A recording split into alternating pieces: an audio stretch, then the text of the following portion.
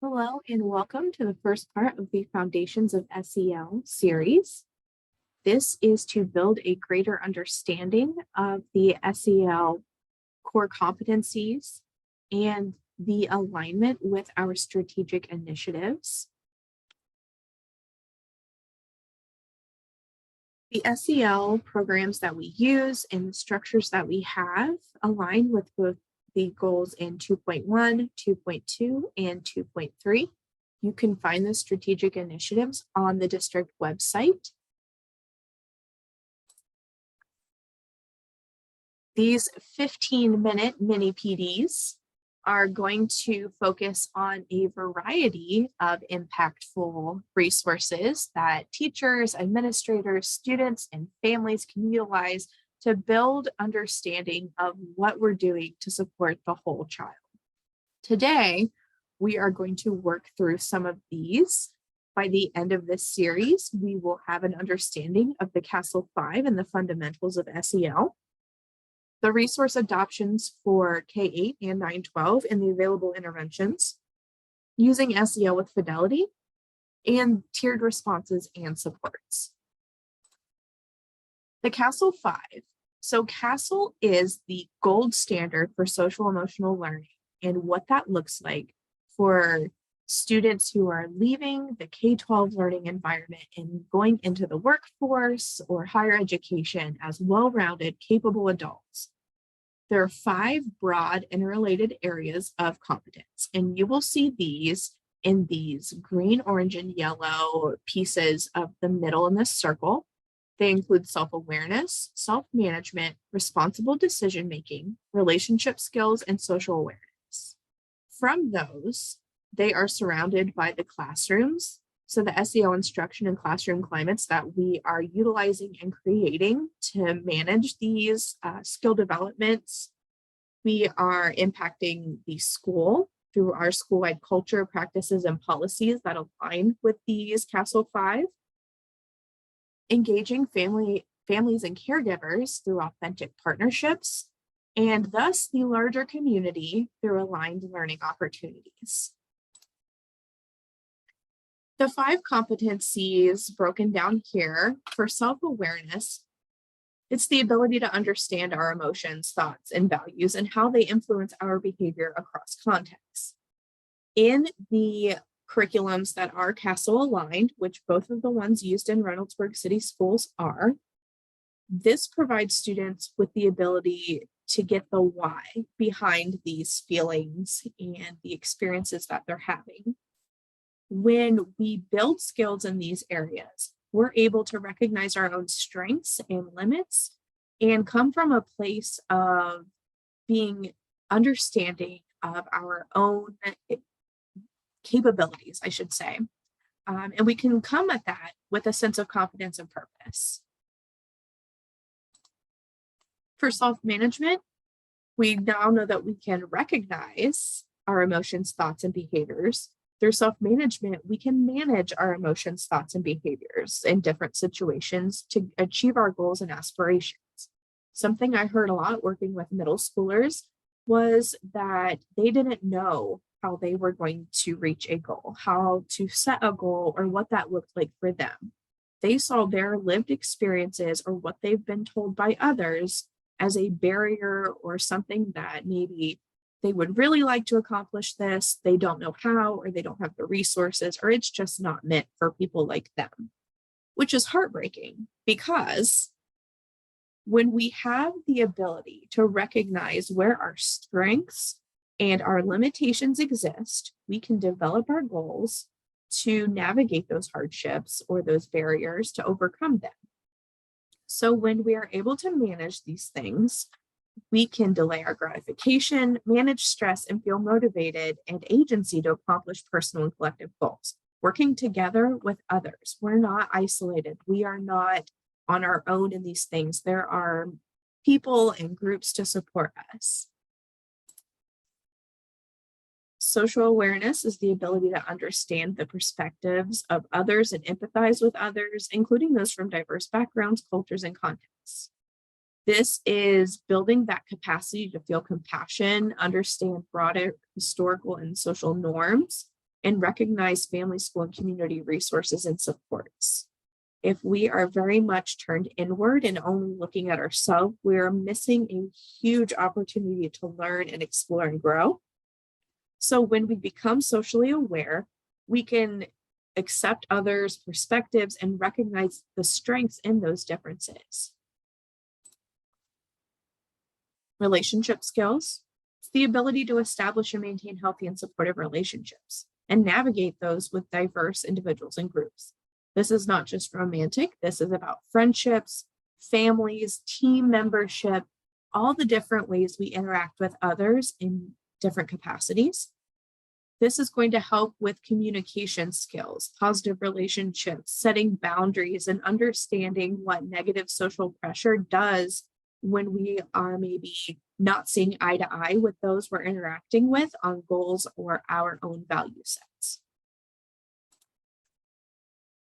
Responsible decision making. Make caring and constructive choices about personal behavior and social interactions across diverse situations. If we're being curious and open-minded to new experiences or new ideas, and we can make a reasonable judgment from the information that we have, we can come up with a plan that is safe for ourselves and for others. We can look inward on maybe some of the choices or decisions that we are making and promote our own well-being and our own goals. That way we are moving ourselves forward rather than continuing to spin in a cycle. So when we are able to build the skills that exist with responsible decision making, then we can then move forward and better manage our own thoughts or our goals that we are working on for ourselves. Those blue rings around those 5 core competencies, those are the framework of the CASEL 5. This is a systemic approach, and it emphasizes the importance of establishing equitable learning environments and coordinating practices across these key settings. The classroom is kind of where it all starts, right? That's where we're getting our SEL instruction. It's where we're engaging in that classroom climate. If we have a classroom that we feel safe and supported in, where we understand that our classroom community is a place where we can share thoughts and ideas, where we can collaborate and build in this work together, we're more likely to engage. If we walk into somewhere that we do not feel respected or we don't feel wanted, we're less likely to give and try new things. So when we are getting our SEL instruction, we have a positive classroom climate. It then branches out into the school. So we kind of cover that classroom piece. In the school setting, this is one where the student's sense of belonging is fostered, where there is explicit,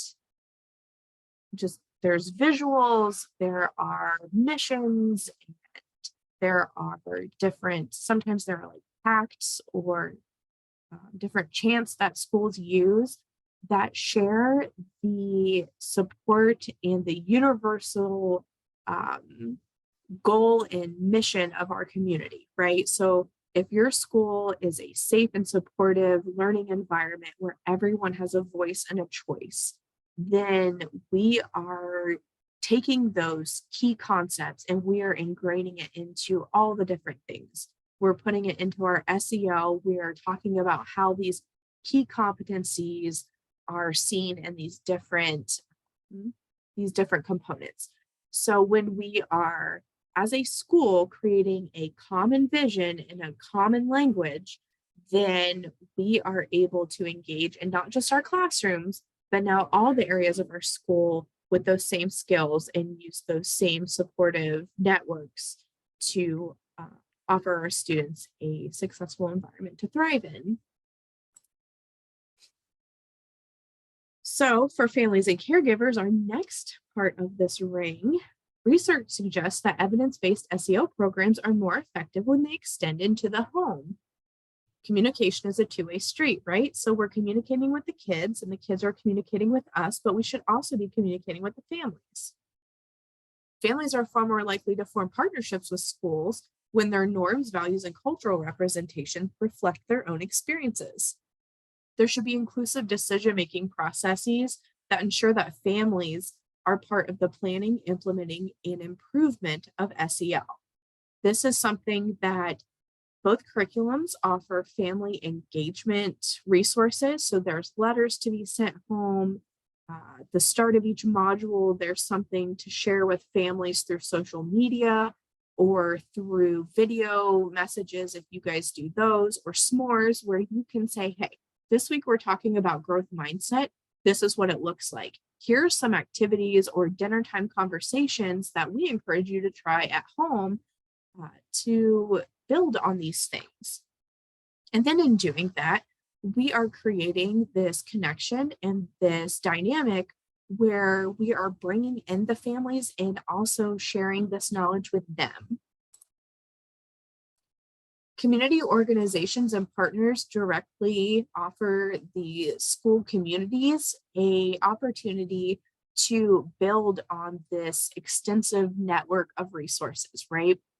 So these are things like out of school providers, like before, after school programs, daycares, nonprofit organizations who might be providing mental health support to your buildings, healthcare providers, university research centers, if that's something that you have in your building. I know some of us have different research programs going on, government agencies, mission-driven foundations, local businesses, and other institutions that can connect with students to their broader communities.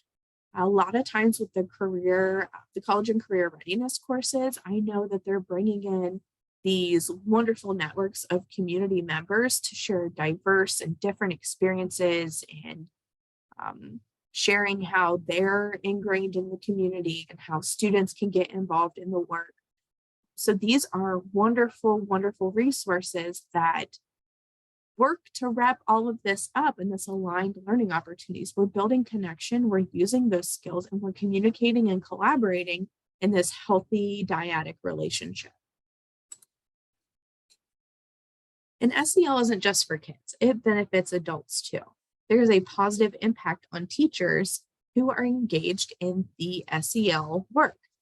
So if a teacher possesses the SEL competencies, they're more likely to stay in the classroom longer. If you have a higher level of social competence, you're better able to protect yourselves from burnout by managing and nurturing relationships with your students, serving as a behavioral role model for those in your classroom, and regulating your own emotion. These are the key indicators of school-wide SEL. I'm not going to read through them. You're welcome to pause and look through them closely if you would like. Snippet. If you have questions, please feel free to reach out. I can be reached at ashley.pittman@ren.org. I look forward to seeing you again soon. I hope you all have a wonderful day.